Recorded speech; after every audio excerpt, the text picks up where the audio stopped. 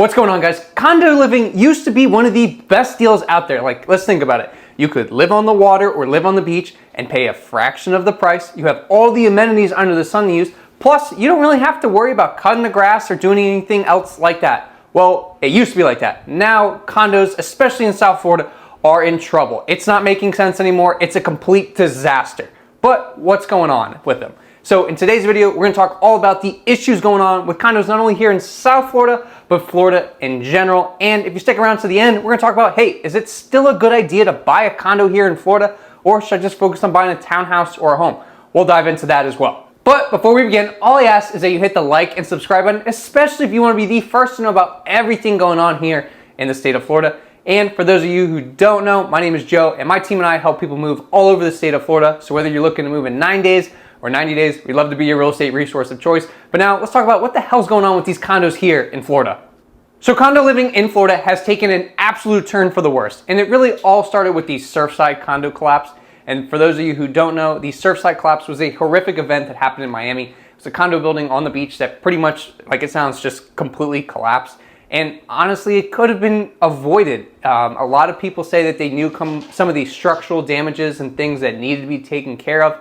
And some of the repairs and maintenance that were just kind of deferred. So that event kind of triggered a huge aftermath of all the condos here, not only in South Florida, but Florida in general, and things that they have to do now in order to keep up and make sure that they're keeping up with their maintenance, as well as to help prevent this from happening in the future. So we'll kind of dive into what's happening with all these condos and some of the issues going on, and then why it's happening. And then after that, we'll talk about whether it's making sense to still buy a condo or whether you should just buy a house instead. So the first thing that we're seeing is a lot of people's HOA fees are increasing. And it's, some are increasing a couple $100, while some people's are even doubling and tripling. Like, it's not uncommon for people to have $700 to $1,200 a month HOA fee. You're probably wondering, like, whoa, what am I getting for this? Well, it's to keep up with the reserve fund, which we'll dive into a little bit later.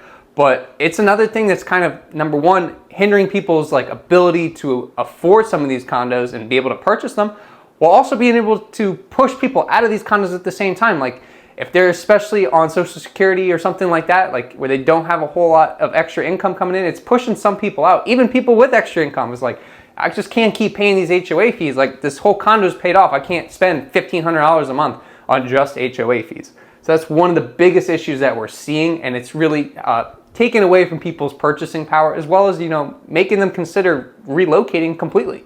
The next issue that we're seeing is assessments. So everyone's responsible for the 40-year recertification, and this is for all buildings that are 40 years or older. And you're probably wondering, like, what is the recertification? It's a structural and electrical integrity check, just to make sure that everything's working and to see what repairs and maintenance is needed.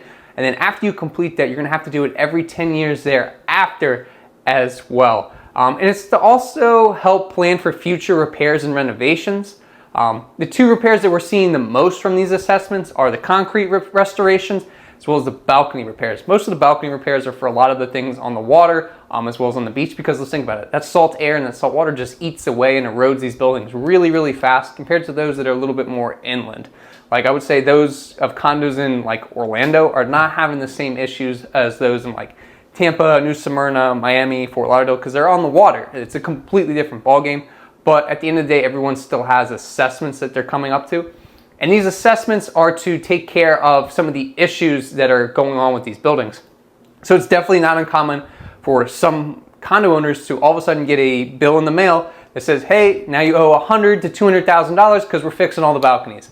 And you're all of a sudden like, holy crap. And don't worry, you don't have to pay all $100,000 to $200,000 like straight up front, like, hey, take it, don't talk to me ever again. No, they do some payment plans, and a lot of the things that we do see, like when you're going to purchase a condo, is like, hey, there's an assessment.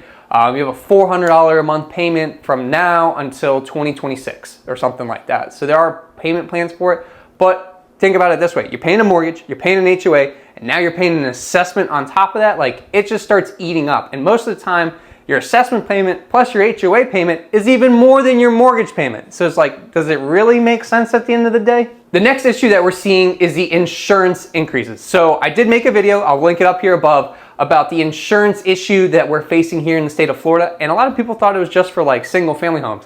No. It's affecting every kind of home.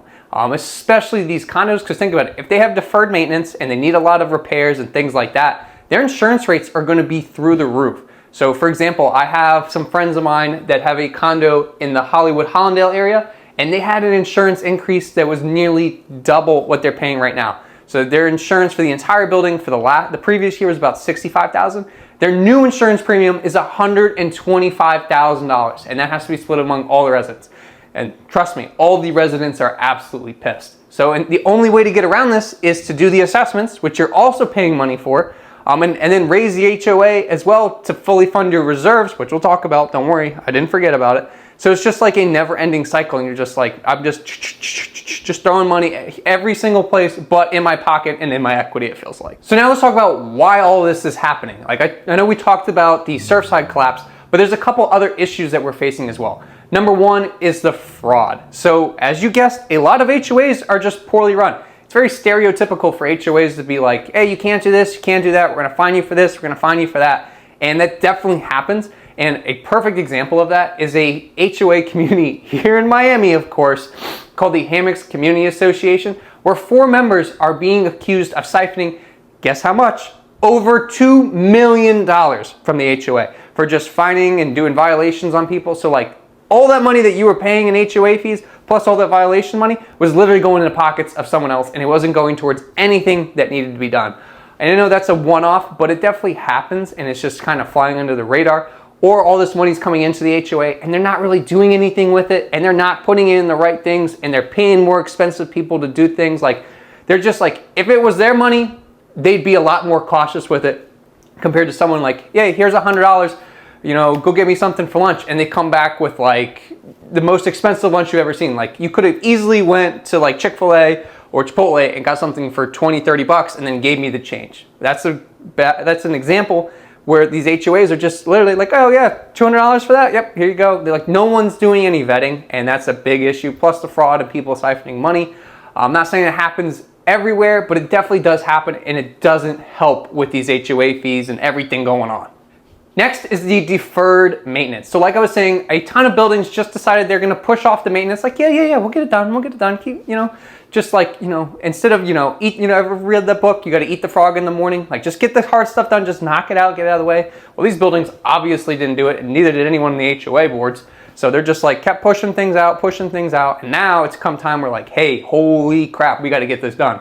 So all these deferred maintenance is now causing these assessments, they're causing the rising in HOA fees, they're causing the rising in insurance premiums, and now they have to take care of everything. And the minute they finish one project, a new project's gonna come up. Like if they just would have tackled things from the beginning, we wouldn't have been in this issue. We wouldn't have been in this predicament.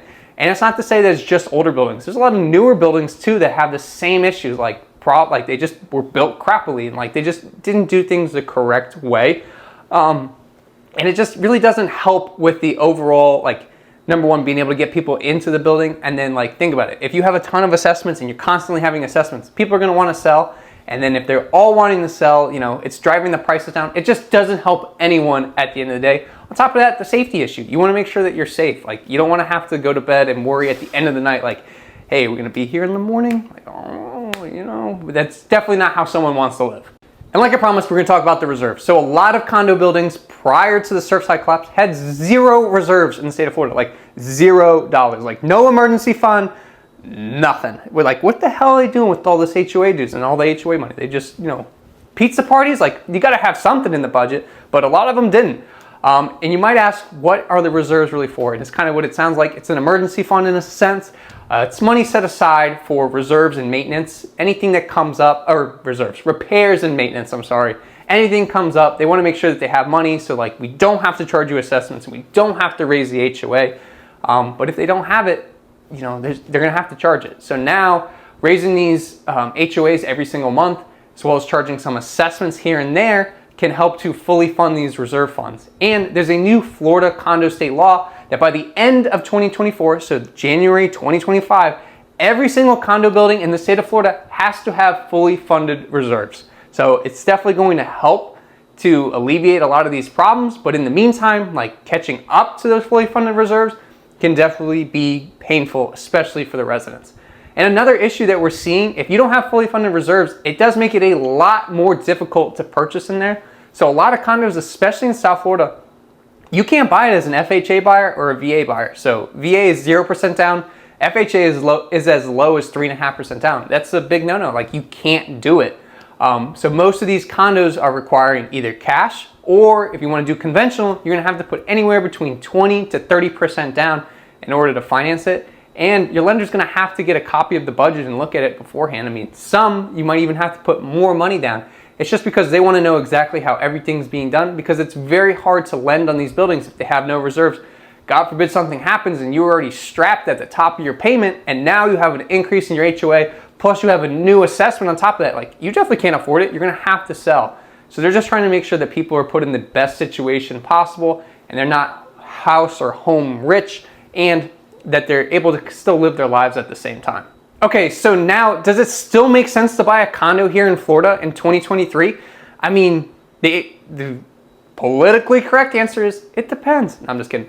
I think it really depends on your situation. So I still think it is a good buy because, number one, you're going to be able to get some at a deal. If you can weather the storm for the next couple years, be able to pay these HOA dues and pay some of these assessments, you can get a great deal. You can get a condo on the beach or on the water for under $400,000. And like, that's a steal. Like, think about it. If you want to buy a house on the water, you're easily at $1 million plus, or $2 million plus probably.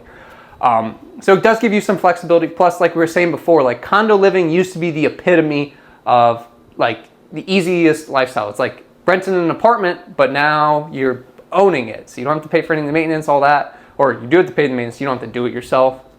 I think a lot of things will change as we progress closer and closer to January of 2025. But then again, it just might not be for you if you don't want to deal with it. A lot of these condo buildings are older. Not to say that newer ones are any better. It just depends on your situation as well. A lot of times people thought that condos were more affordable, but when you sit down and break down all the numbers, at the end of the day, owning a house or a townhome might be a better option for you. On top of that, I think one of the biggest things that you definitely need to do is get a copy of the budget, the meeting minutes, as well as the governing docs and the covenant docs for the condo association, just to kind of see, number one, how it's run, but also kind of what's going on, where are these funds being allocated, like what are the plans and how are we progressing towards something. A lot of condos and HOA boards just, they don't have a plan. It's just like, hey, we're just trying to get caught up. We're just trying to be, copacetic, nothing's going on. And that might be fine for some people, but you just also want to be aware of what you're buying into and what you're getting into at the same time. So that's the biggest issue, and why the condo buildings here in South Florida and Florida in general are in a ton of trouble. So let us know in the comments down below. Do you still think it's a good idea to buy a condo here in Florida? Or do you think condos are pretty much, going down the drain? It's pretty much over for them, doom and gloom, that's it. Let us know in the comments down below. But on the flip side of that, if you or anyone you know are looking to buy or sell here in the state of Florida, we'd love to be your real estate resource of choice. You can call us, email, text us, DM us, whatever's easiest for you, we got you.